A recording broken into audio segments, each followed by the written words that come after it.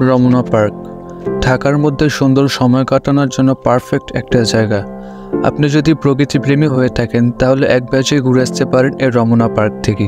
সত্যি আপনি মুগ্ধ হয়ে যাবেন। আর এই পুরো ভিডিও জুড়ে আপনাদের সাথে আছি আমি রিফাত আহমেদ আদনান।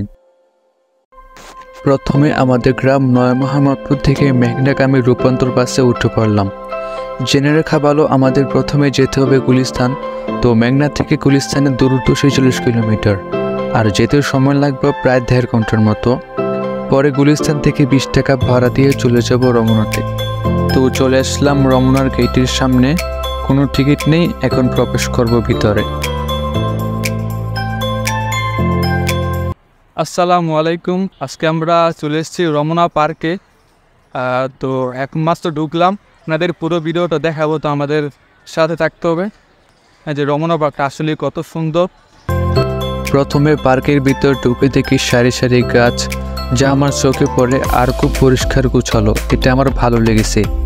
যদি আপনি সত্যিকারের প্রকৃতিপ্রেমী হয়ে থাকেন আর ঢাকার মধ্যে স্বস্তির নিঃশ্বাস ফেলতে চান তাহলে এই পার্কটি বেছে নিতে পারেন।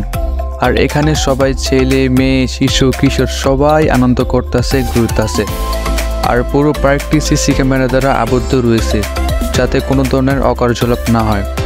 যাই হোক, রমনা পার্ককে বলা হয় ঢাকার ফুসফুস। আর বর্তমানে এমন মানুষ কমই আছে যে এখনও এই পার্কে আসেনি, কিন্তু আমি প্রথমে এসেছি।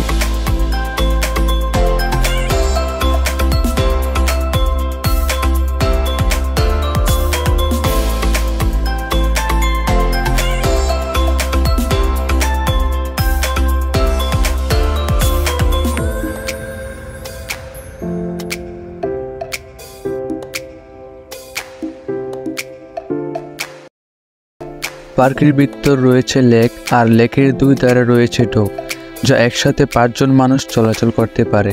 আর এই ডগের সৌন্দর্য বাড়ানোর জন্য দেওয়া হয়েছে কমপ্লিটেড আরসিসি ঢালাইয়ের ওপর কাঠ, যার ফলে এর সৌন্দর্য বেড়েছে দ্বিগুণ। আর ডগের নিচে নিরাপত্তা বেষ্টনী দেওয়া হয়েছে লোহার ফ্রেম দিয়ে, যার মানও বেশ ভালো।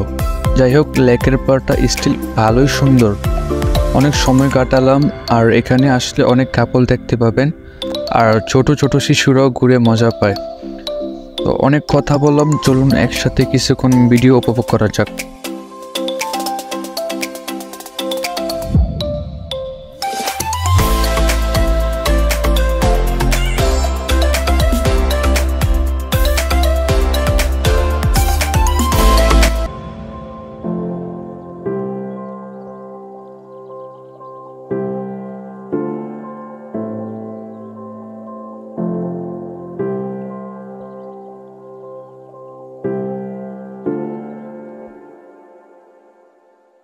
এখন আসছে আপনার রমনা পার্কে। তো প্রবেশ করলাম একটু আগে। আসলে রমনা পার্কটা দেখতে খুবই সুন্দর আর কি, খুবই ভালো লাগছে। পুরো ভিডিওটা আসলে দেখতে হবে যে আসলে যে পার্কটা কতটা সুন্দর আর কি, আমাদের সাথে থাকতে হবে।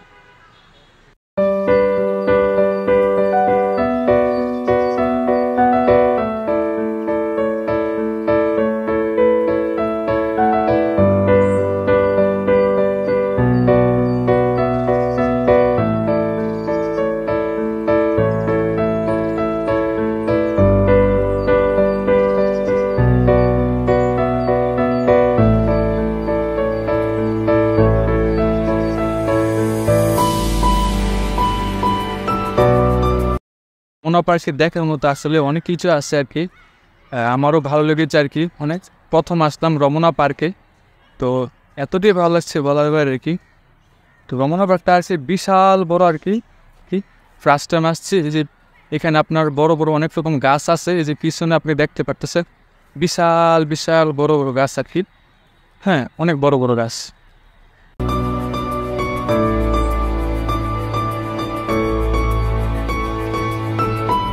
ব্লকটি চলমান আর কি।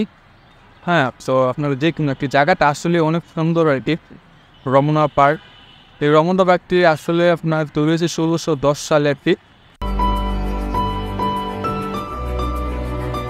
পার্কের বিশাল বড় রাস্তা। হ্যাঁ, আর এখানে বিভিন্ন ধরনের গাছ আছে আর কি, যেগুলোর নাম আমি বেশিরভাগ জানি না। অনেক সবু গাছ আর কি, রাস্তার মাঝখান দিয়ে খাপতেছে আর কি। এখানে মাঝে মাঝে কাঠ বিড়ালও দেখা যায়, কিন্তু এখন নেই। অনেকগুলো দেখেছি কিন্তু ভিডিওর মাধ্যমে ধারণ করতে পারিনি।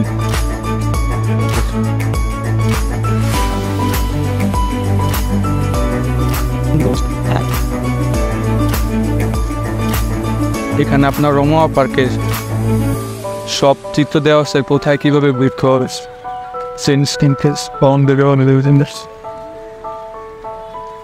রমনা পার্ক। ঢাকার দূষিত বাতাসের মাঝে সতেজ এই ভান্ডার এই পার্কটি। ইতিহাস বলে 1610 সালে ঢাকার মোগলদের শাসনামলে এই পার্কটি হয়। তখন নাম ছিল বাগে বাচ্চা। মোগল আমলে গড়ে ওঠা এই পার্কটি মোগল সাম্রাজ্যের পতনের সঙ্গে সঙ্গে রমনা তার সৌন্দর্য হারায়।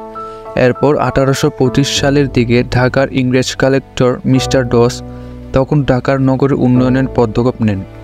তখন থেকে রমনা আবার তার সৌন্দর্য ফিরে পেতে থাকে।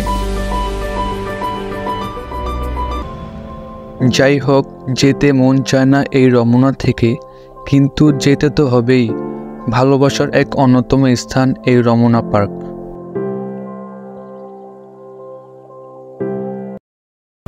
এই পার্কের রাস্তাগুলো অনেক সুন্দর, আর এখানে বিভিন্ন ধরনের গাছ রয়েছে, আর রয়েছে বিভিন্ন জাতির পাখি, যাদের কোলকাহলিতে পার্কটি সবসময় মুখর থাকে। আর প্রতি বছর বাংলা নববর্ষে অর্থাৎ পয়লা বৈশাখে রমনা পার্কের রমনা বটমূলে বর্ষবরণ অনুষ্ঠান হয়ে থাকে। তো ভিডিওর শেষ পর্যায়ে চলে এসেছি। সবাই ভালো থাকবেন, সুস্থ থাকবেন, আমার জন্য দোয়া করবেন। আল্লাহ হাফেজ।